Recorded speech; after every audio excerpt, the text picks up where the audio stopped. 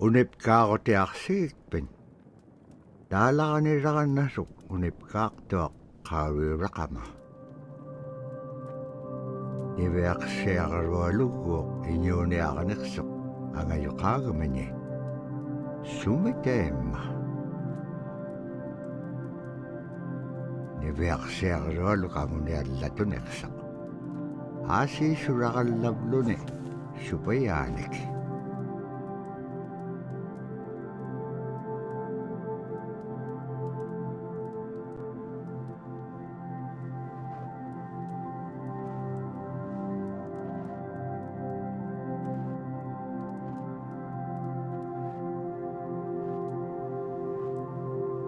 iñuuniaqhutik anuqqautigaiti anuqqulingaaliaqsuq anuqqulingaaliaqpaalluni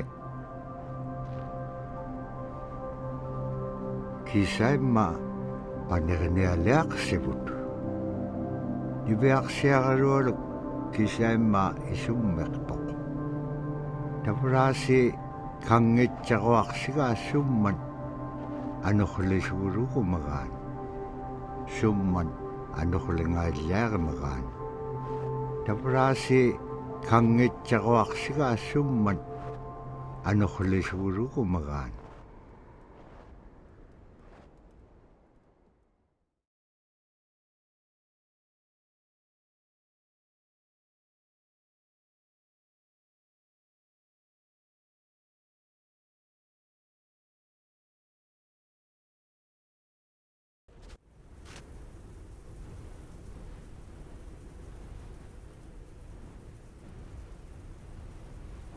anuqquliqpaalluni suniuraqanaitsoqunni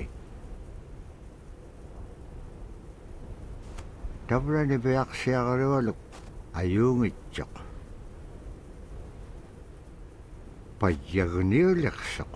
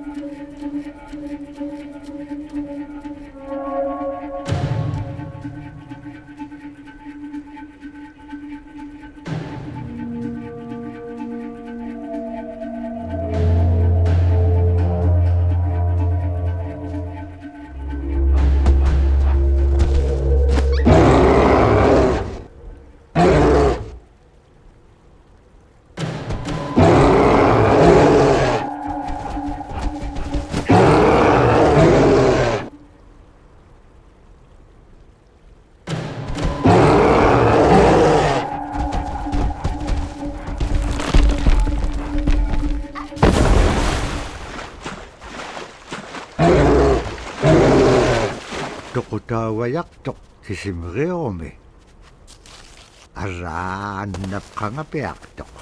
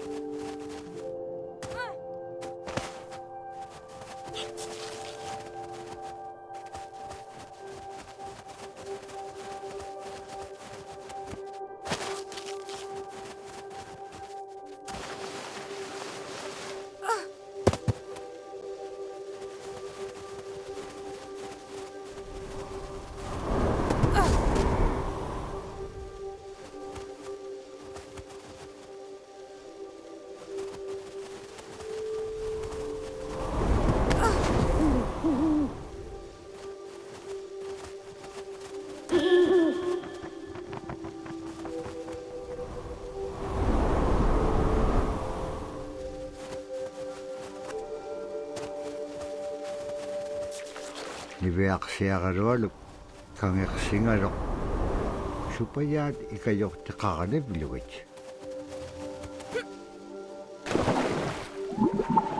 allauluni taamna teriganniaq niveaqsiaqalualuk kangeqsingaluq supayaat ikayorteqaraniviluit allauluni taamna teriganniaq Sivuneqsipkangaga niveaqsiaqalualuk qanutun peqpaganaqtilaangit tamatkua ikayortauruat niveaqsiaqalualuk kangeqsingaluq supayaat ikayorteqaraniviluit allauluni taamna teriganniaq sivuneqsipkangaga niveaqsiaqalualuk qanutun peqpaganaqtilaangit tamatkua ikayortauruat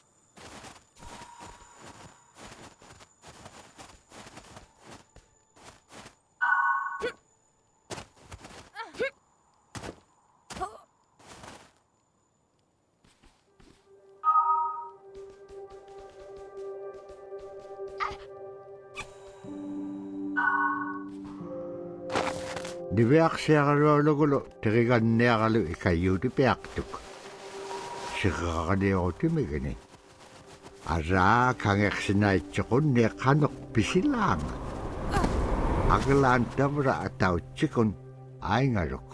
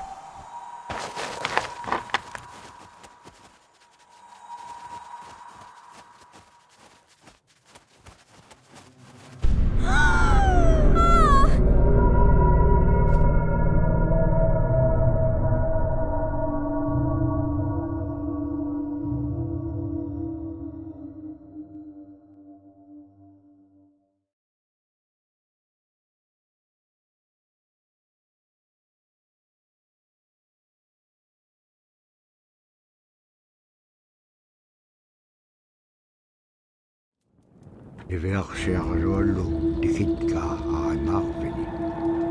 Agalaan maluunaqsingamalaq. Inñoquluk tikinngamaloq iverksiarluallu piingaan.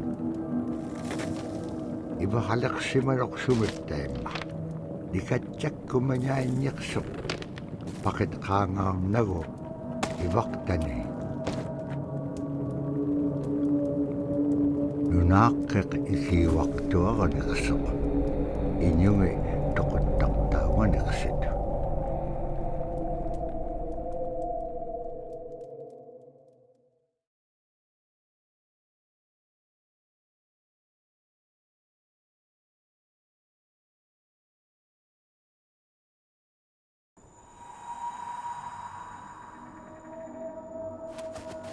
Niveaqsiaruallu uppiringitka tautuktani.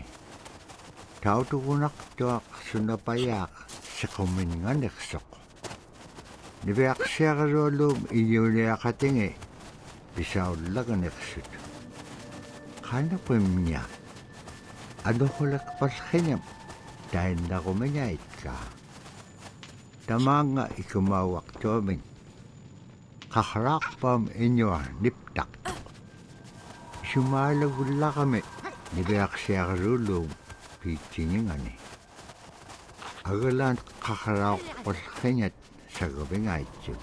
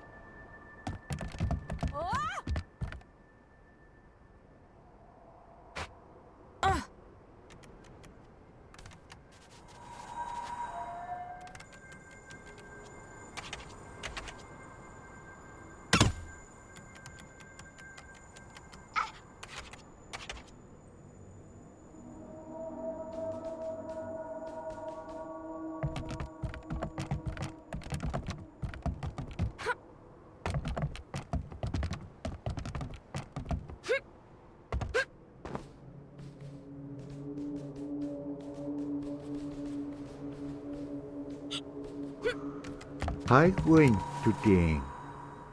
Ukalaktok inyugungaruak upik.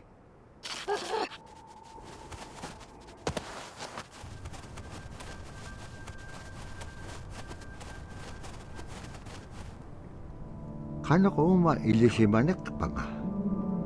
Isumulaktok ni Beak siya karualok. Kano kita pura, kaunagayngagikpen. Kailaw di ka piyup ko. Ikayo ko niya kalawikpen kimon dahil nanakek. Sa bakit ilanga.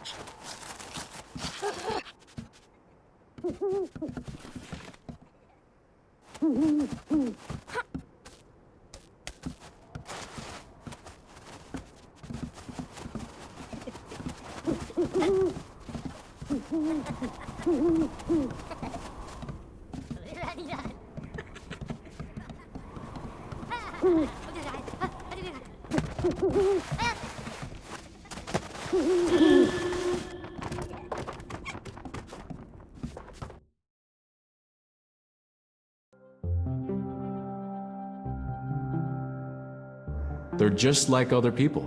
They just happen to be very small and extremely strong. These are stories that are common throughout Alaska. It's normally that people are the size from your elbow to the tips of your fingers, and they possess superhuman strength. So they may be tiny, but they can carry a whole caribou. And if you go up north and you talk to a number of the people in the community, they'll talk about having seen the little people. There's a place at home that we know, but we don't profess it to anybody. But it's not like the boogeyman. They can be mischievous, they can be ornery, or they can be helpers. And every now and then, we might have the opportunity to see them, especially if they want us to see them. The fact that it's across Alaska really tells you something about our history and how we interacted with nature around us.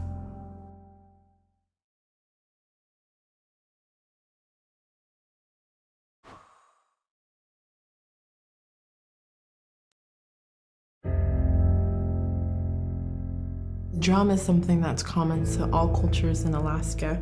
All cultures have a drum that may have some stylistic differences or differences in the materials that it's made, but it's still a recognition of life and vitality.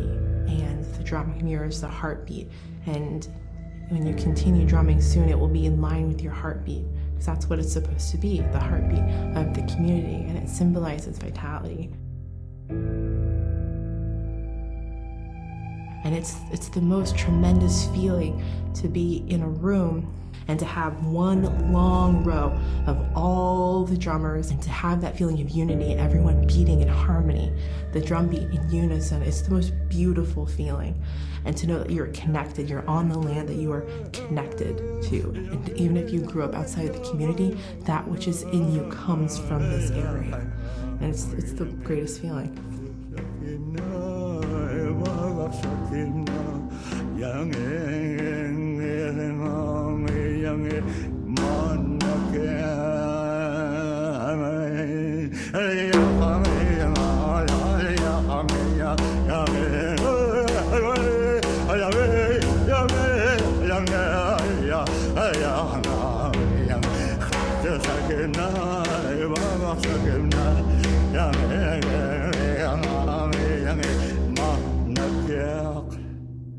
Man, I went at it and look what happens. Oh.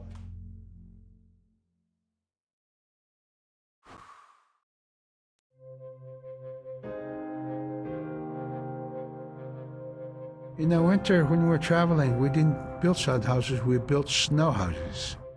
In Canada, they call them igloo, but here in Alaska, we call them apuyak. We do a day of travel, and then we'd make a apuyak. The next day, my father would set traps, spend the day there, rest the dogs, give them something to eat, and then the following day, we continue to the next place. we'd go to my dad's sister, who had a house at Dubarg. They had a small sod house over there. We didn't have to do anything. We just visit with them, and my dad and my sister were glad to see each other, and they'd talk away while us kids played outside or go to sleep. By the time we get back to our home, my father would leave us with our aunt or with my grandmother, and then he'd start on his trips and go check his trap line. We were not into 8 to 5 kind of time, you know. We're in a total different kind. We're in ecological time.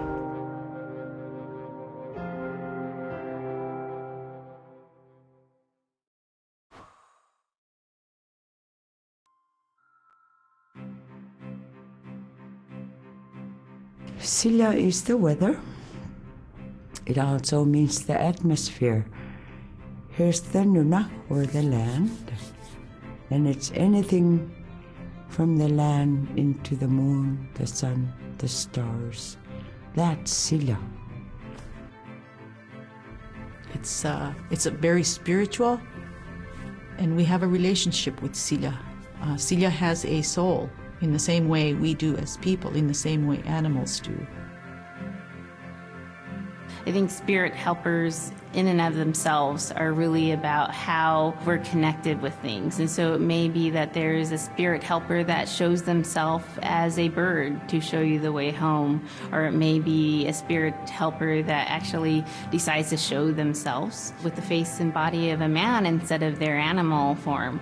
And so I think one of the things that's hard to understand is that it's not one way of seeing things, it's one way of knowing you're connected to everything. We've always had that spirituality of everything around us. It's the interaction you have with the air you breathe, the ocean that you gather resources from, the rivers from which you gather fish, the tundra from which you pick berries, the animals that give themselves. It's all of that.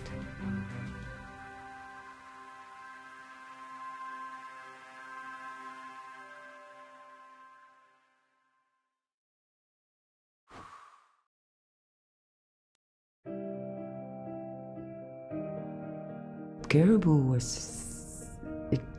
it provided for us in many ways. Our clothing in those days was made of all caribou skin.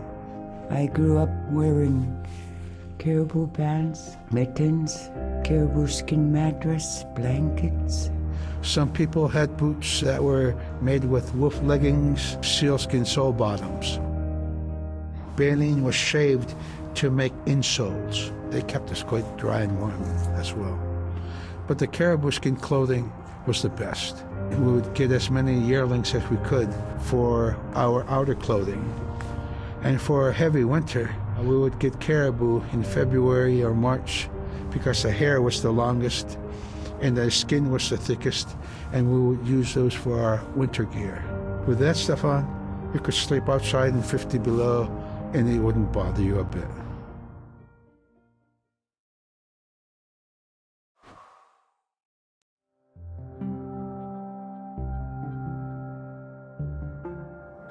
When I was growing up, my grandpa had a pet white fox.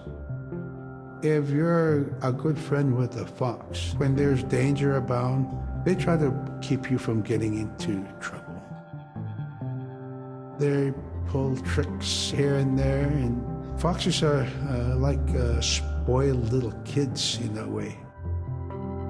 When you let her out, she'd go prancing out in the snow, jumping in the air. I know she was happy then.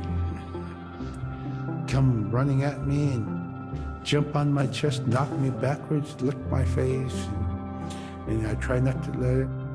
So that was my memory of my grandpa's pet fox.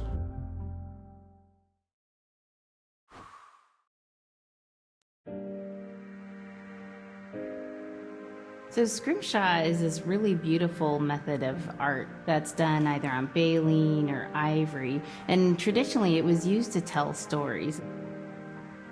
Each etching is telling a story of some event.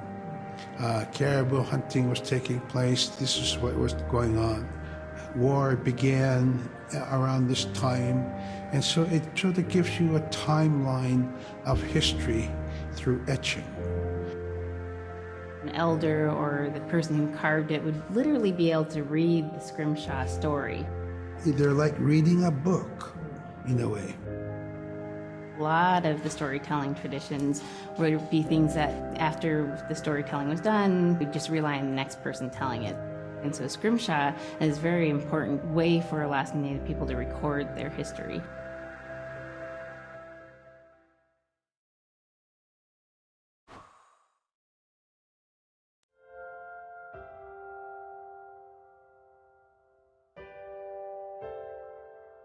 It'd be busy, busy, busy all through the day. You get up and you just go right to work, right to work. There was always something to do. There was never any idle time. The only idle time we had was after we eat and before we go to bed. One of the older people would just be relaxing, laying down there and saying, it'd be really nice to hear a story.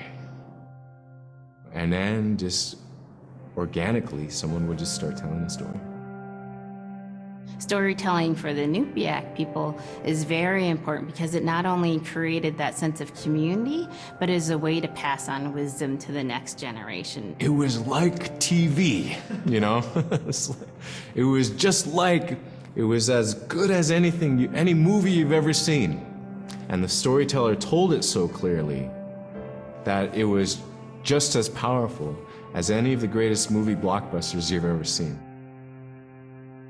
There was a reason behind the stories that we were told because they held traditional knowledge. They held things that we might need to know in life, whether it was about how to find food or how to survive, or it was about well-being and the importance of connecting with people and being a good member of the community. We all do stories. We all live in stories.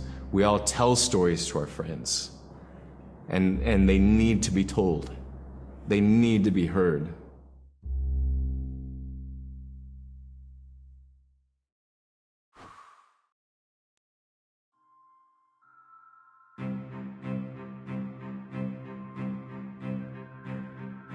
One of the things I think a lot of people need to understand is we aren't a museum piece.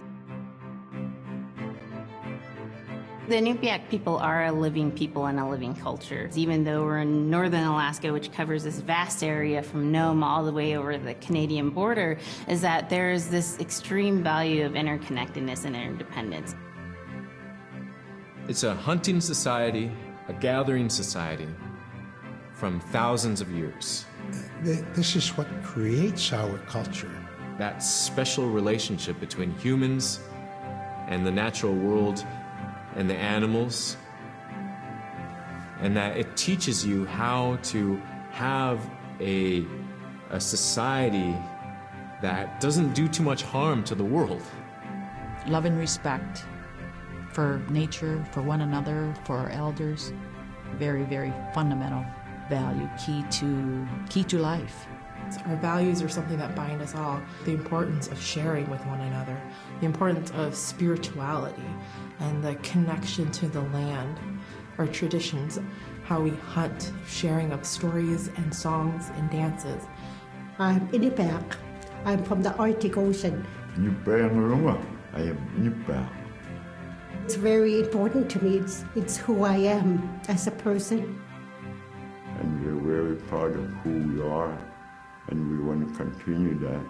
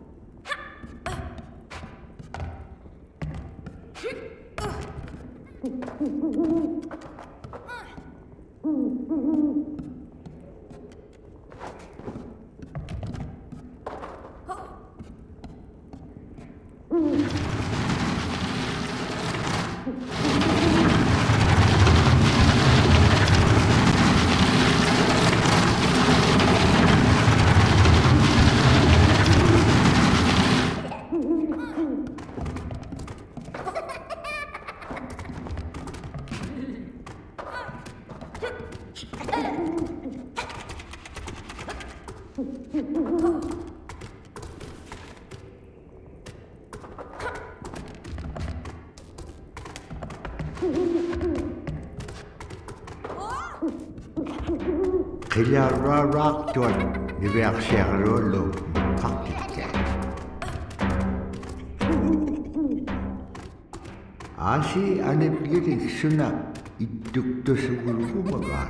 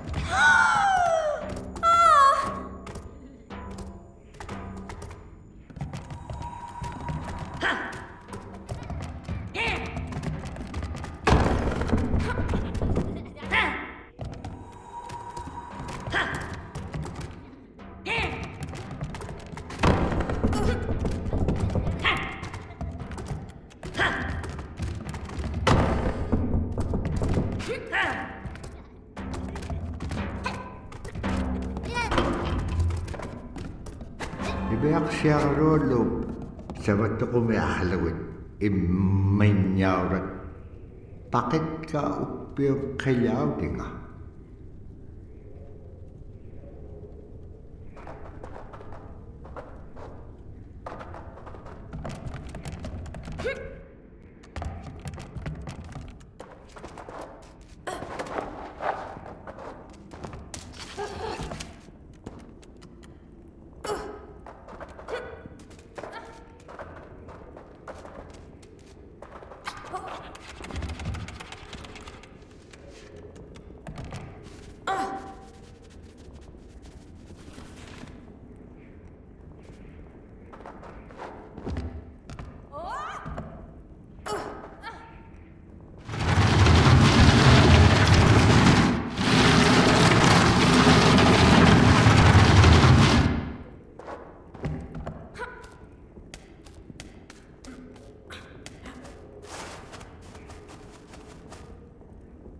Dibiak syarul lo kutingarok kayaw delegahone. Upik ko bea chapalugarok. Asi tabura pibi tagaliw di bea lagaga dibiak syarul lo. Dahil nahone ay chudi hirakangarok. Upik ukalagtok. Uvaw na kao nagingagiga. Iliginun pikit kublugo.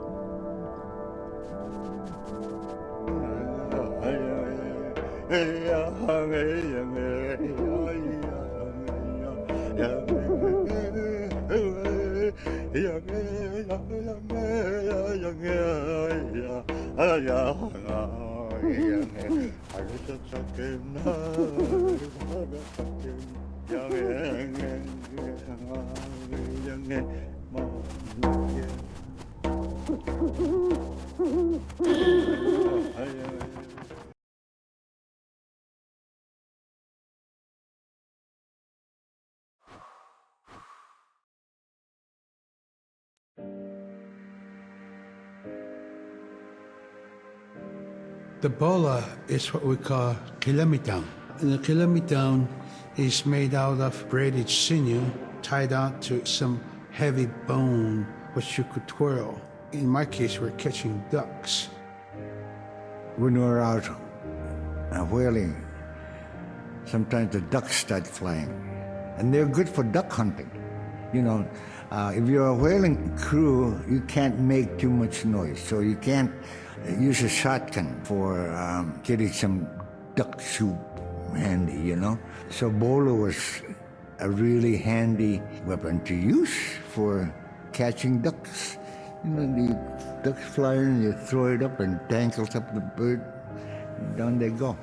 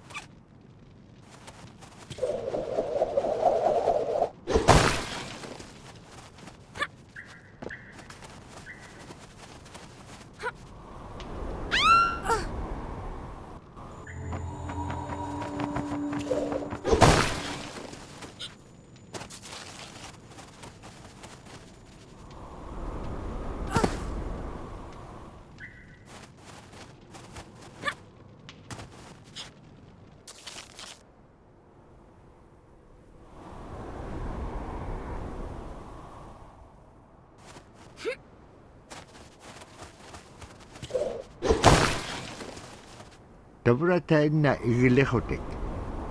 Nibeaksiang rualum atoka upium achuta.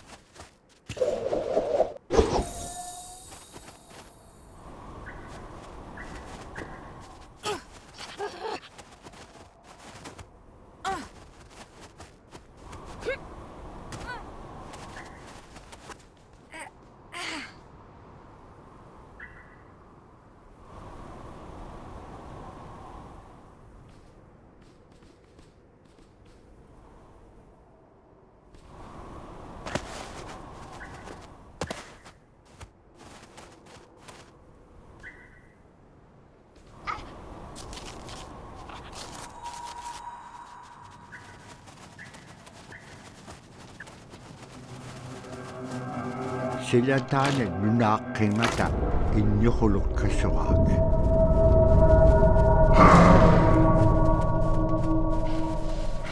Inyukulong tawdo kami yung nutkakawa.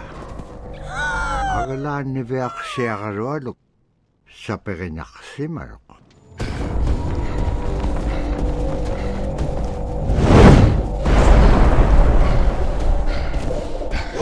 Kinalip sabi aktok tawdo kami yung kilamitaw.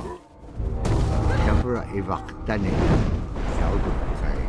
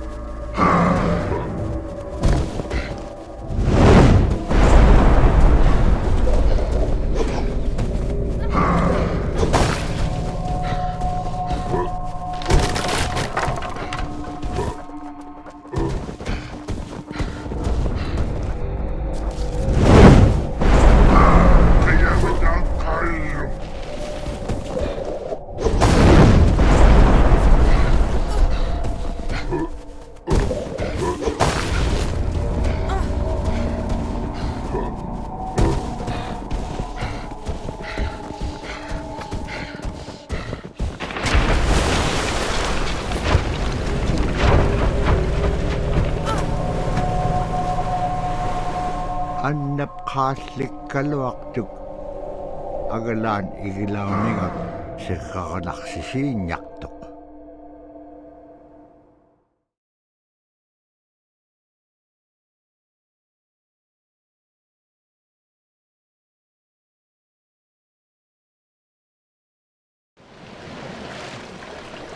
Malako kuni upulo kuni wisya upulutik.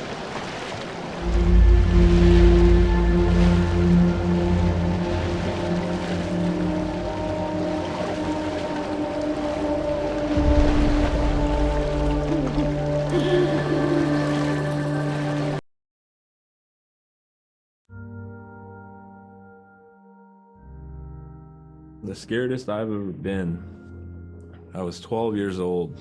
We floated out on a piece of ice while we were duck hunting. It was a bluebird day, just clear blue skies. And there was 3 of us, myself, my brother, and my dad. Next thing you know, we see this dark shadow on the ice. We look and it goes behind us. So we all jumped up, startled, and my dad, he started running. We got back to the ridge there. The ice had fractured, cracked, and broke off, and we were floating away. We were drifting. It was close enough to where my dad would have made it. He stopped and he thought about throwing us across, and if one of us was on the other side, we would be split up. So he stopped, and he just so happened to have a cell phone on him. 911 didn't pick up. That's the worst feeling in the world right there. 911 did not pick up. So he left a message because they record their calls. Once he had relayed that information, his cell phone died. That was the scariest moment I've ever had in my life. We were floating away and I thought we were left for dead. He kept calm during this situation. He's bringing out everything positive in this case. You know, I'm crying, my brother's freaking out. It went from clear blue to dense fog. Within a couple hours, we heard the chopper flying around, so they must have gotten our message. We thought we were saved, and then the chopper sound went away. So we lit some of the sled on fire. It's plastic. We thought black smoke in the fog would create some kind of marker. Chopper pilot had mentioned when we got rescued, you could see a glow in the fog, and he slowed down there, and sure enough, as soon as he slowed down, we got within visual. That was definitely the scariest moment of my life, was floating away and not knowing what the outcome was going to be.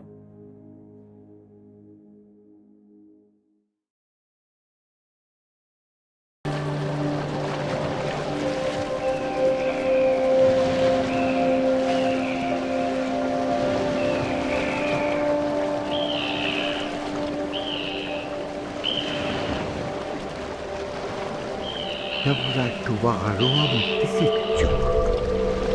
Pagalan tuavit pagabichu.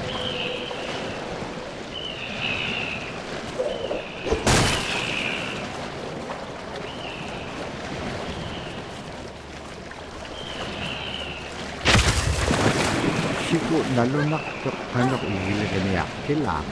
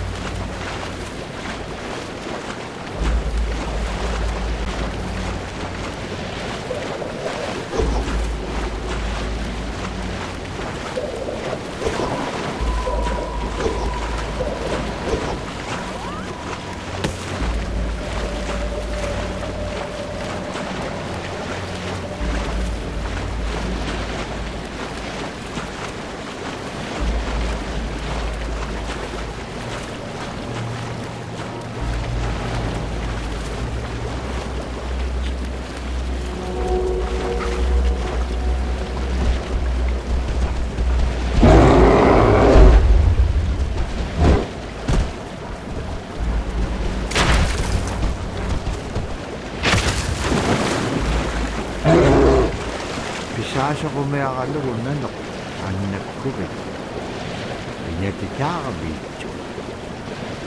Kami nanok, nagkatsalay.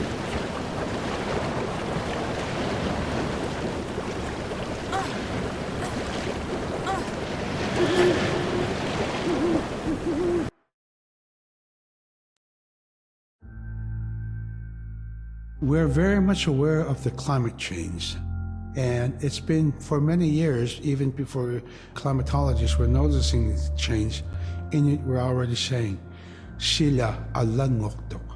Our climate is changing. If the heat is going the way it is right now, for us it's going to be pretty bad. Different birds are coming, and they're coming earlier, and sometimes rain is more than what we want, because when there's more rain, we know it's going to melt the permafrost. In my time as a young whaler, when I was 9 years old, we're hunting from ice that was about 25 feet thick. And there was giant icebergs already floating, coming by. That was the first signs of a changing climate. Ice that never broke before was now moving. Now, here it is 50 years later, we're hunting whale from ice that's 18 inches thick. There's no more thick ice. It's creating a malfunction in our whaling season is what it is. Actually, more than that, all seasons in general.